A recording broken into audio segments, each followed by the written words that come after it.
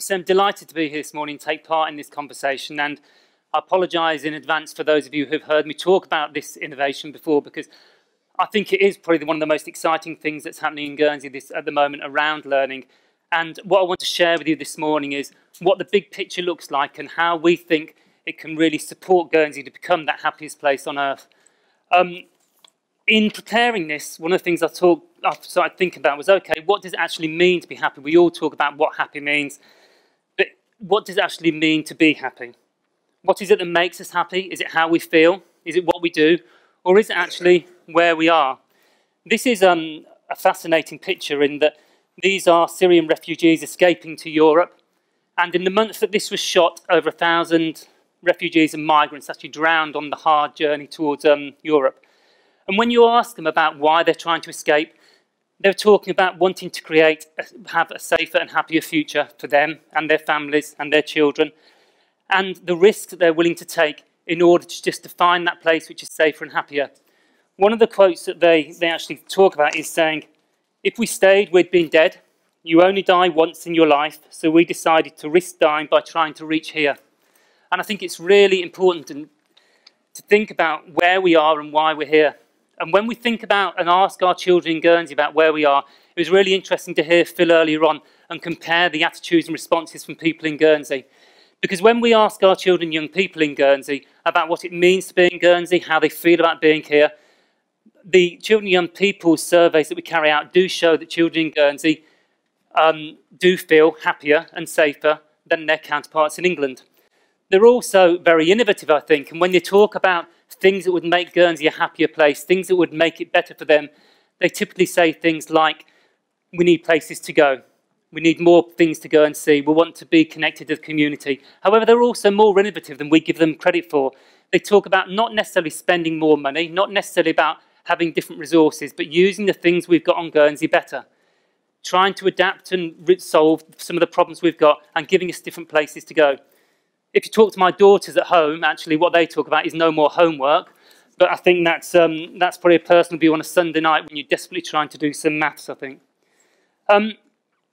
However, sometimes some of the loneliest or saddest places in the world, which might also be the most beautiful, can also have very different feelings for others and be the most vibrant and exciting places. So it's worth thinking then, is it about the place or is it about what we're doing?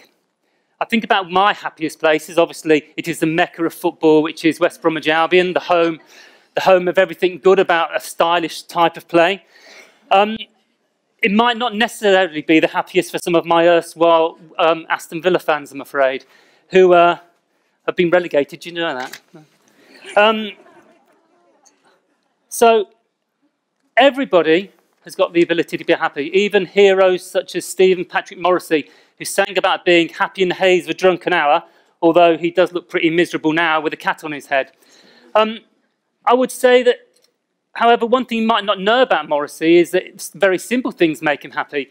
He is a somewhat connoisseur of tea, and famously said something about rather taking a cup of tea than doing something else.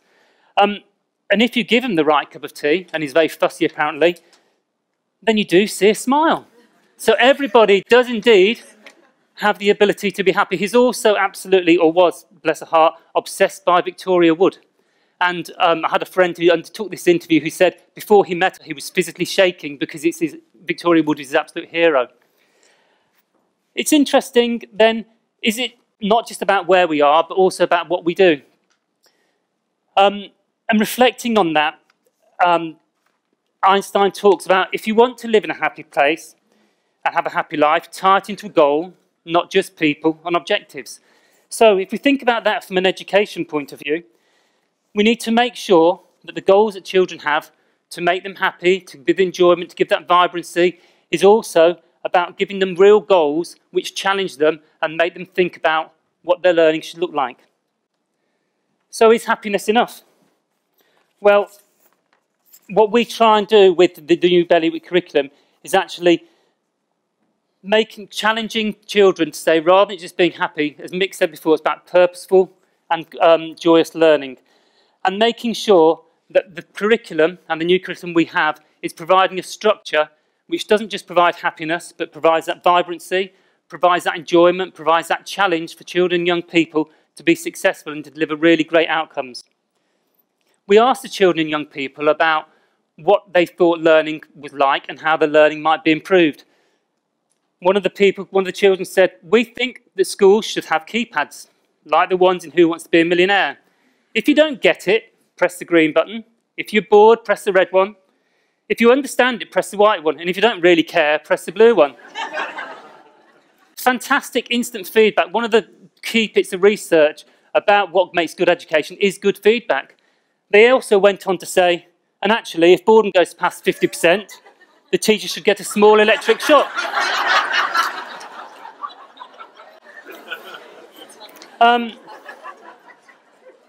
Personally, I'm not sure whether teachers would buy into that, but we could always give it a go and see what happens, I suppose.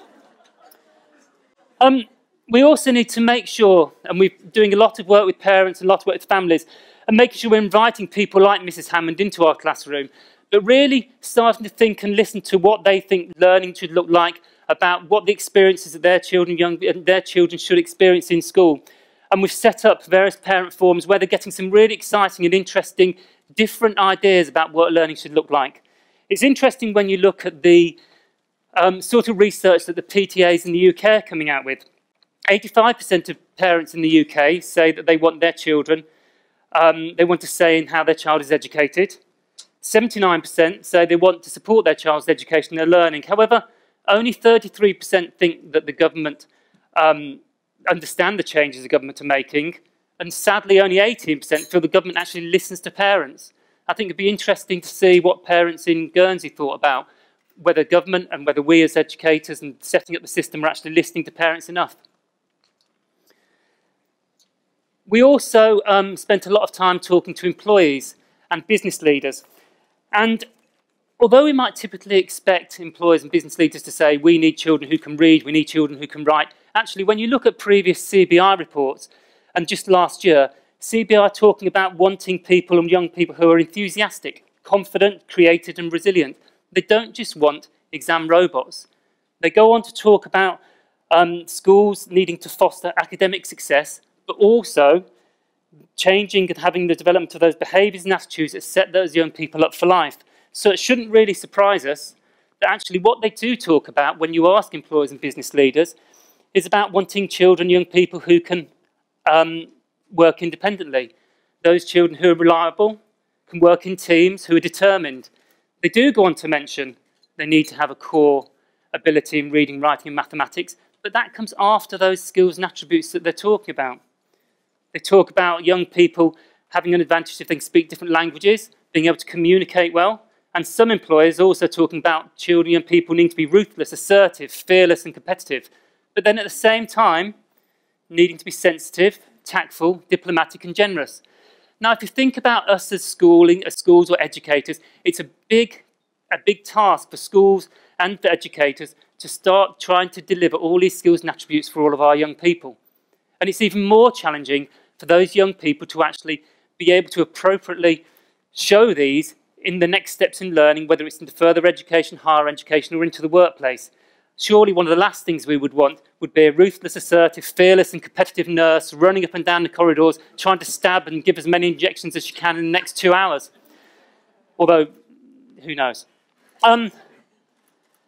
We also need to make sure that when we go on this journey about creating the big picture, is that teachers are fully signed up. We've worked extensively with teachers and they need to make sure, and we want them to be as excited as we are and excited as the children about the purposeful learning and about the Joyous curriculum that we're trying to develop, and make them and support them not to think that it's just about juggling more things in the air and spinning more plates. And I make no apologies for using the same picture as Mick, because this is one of my favourite pictures at the moment. If you just look at the children's faces, this is what we want to continue throughout the education career. There's not one child looking at the camera. Every single child will go home tonight and say what their experience was here and how much fun they had and how happy they were enjoying their learning. So what I want to quickly talk through now is how the big picture of the curriculum hopefully can deliver that structure and deliver that joyous and purposeful learning and make happier children in Guernsey. When thinking about developing this, we had to ask ourselves 3 key questions: what we're trying to achieve, how we're going to organise the learning, and then how we're going to know how successful we are in delivering this. And rather than start at the top, we actually need to start at the bottom and say, okay, so what do we want our young people to be able to do and be when they go through the career of education? Yes, we need them to make good progress and attain well. That's a core thing for many young people as they enter a pathway of learning into different phases. But we also need to make sure that our children and young people in Guernsey, in the Bailiwick, have a respect for self and others, that they're able to make those healthy lifestyle choices, that they can participate in their community and show those positive aspirations to learning. They also need to see learning as a journey. It's not a moment in time. You don't finish your history GCSE and say, that's it, I'm done with history. But to have a love of learning and want to continue becoming lifelong learners. So that's the bottom line. That's what we want our children and young people to be. If we go back up to the top, we want the curriculum to enable all of our young people to become those confident individuals, to be responsible citizens, effective contributors, and yes, successful learners as well. But then at the same time, tie in the 4 core purposes of our Children and Young People's Plan. Unfortunately, across the Bailiwick at the moment, we might not like to admit it, but there are some children and young people who don't feel safe and nurtured, who aren't included and respected, and as a result, don't always have an opportunity to reach their individual potential. By putting those 4 core purposes of the Children and Young People's Plan into our curriculum, it's a bold statement that we're saying these things are important, and as an everyday part of learning, all of our children and young people can expect these things. This is an entitlement, and it's something that we want all young children to be able to access. So that's pretty easy. The green box are then how we're going to deliver it. And what we want to do here, this is about talking about components and getting away from the idea that learning is just delivered in lessons. Learning does need to be delivered in lessons at times and in the classroom. But what a fantastic, rich environment Guernsey and the Bailiwick have got.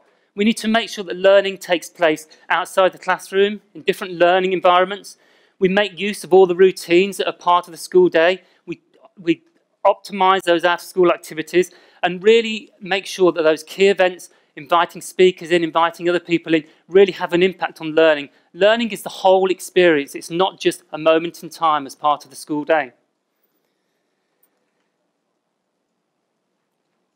We want to make sure that those skills, attributes and beliefs reflect that growth mindset. There's been some fantastic work going on in the Bailiwick of developing a growth mindset for all our children and young people, and we need to continue building on that set of beliefs. Positive mental health and well-being has already been spoken about a lot, and I know it's going to be spoken about a lot during the day. The difficulties that the modern day children and young people face are far more severe, I think, than any we faced in the past. Children are facing mental health issues much earlier than we were when we were younger, and we need to try and proactively try and support them to become healthier in this aspect. The next one is obviously those 6 purposes that we're talking about with regards to employers, parents and the community. We want those children, our children, to be critical thinkers. We want to be able to work in teams, to be creative, to be reflective and to be independent, but then be resilient as well and make sure that they're able to face those challenges and face them well. The next bit is, if I was going to talk about the curriculum to start with, you might typically say that this is what people would describe. This is about all those different areas of learning that fit into a typical school day, but they're grouped into different subject areas because we recognise the similarities across these different areas, which then need to be underpinned by that communication, numeracy and digital competency across all of these. So if we're going to deliver all those green boxes, we need to evaluate what the impact might be. We've already got a really good culture and history around teacher assessment, moderation, learning observations, validation. We need to know what's happening in classrooms, we need to know what's happening in learning, so we can use data intelligently to identify those next steps in learning. But what we also need to do better is listen to the community, listen to parents better, and most importantly, listen to all those children and young people. And maybe take on the old adage, which I don't think we use enough at the moment, is nothing about us without us. If we're creating something for the children and young people in Guernsey, we need to actually listen to what they think the future of learning should look like as well. Finally, if we do these things, we hope that learners will be prepared for those accreditation examinations, which unfortunately you can't always get away from, the world of work, and to be able to meet those future challenges moving forward. So that's the big picture. It is complicated, it is big, And I make no apologies for that, because learning can be difficult, learning can be challenging, and learning can be complicated. But this is a curriculum for everybody, irrespective of ability, irrespective of age, and it's an entitlement about what we want all children and young people to be able to expect when they enter our school system. Finally, I want to leave you with just 3 things. It's an old adage, an old quote which I've completely changed. It takes a whole island to raise a child. And I think that really does build on, I'm just going to find it because I have to write it down, Mark. It really does reiterate as well one of Thrive 2020's core statements. The first wish of every parent is for their child to be happy and healthy. We need to build a society that delivers on that primary wish, and we want you to become part of the solution. I think that's absolutely fantastic, because actually what we're talking about is building that social capital, working together within the community, and we really are in it together to ensure that all of our children and young people can attain and be all those things that we're talking about. If we're in it together, then we can ensure our children are happy, and we need to invest in our children today, not because it's just the right thing to do, but it's a sensible thing to do. If Guernsey and Oldney are to have a vibrant future, our children do need to thrive, and they need to thrive now.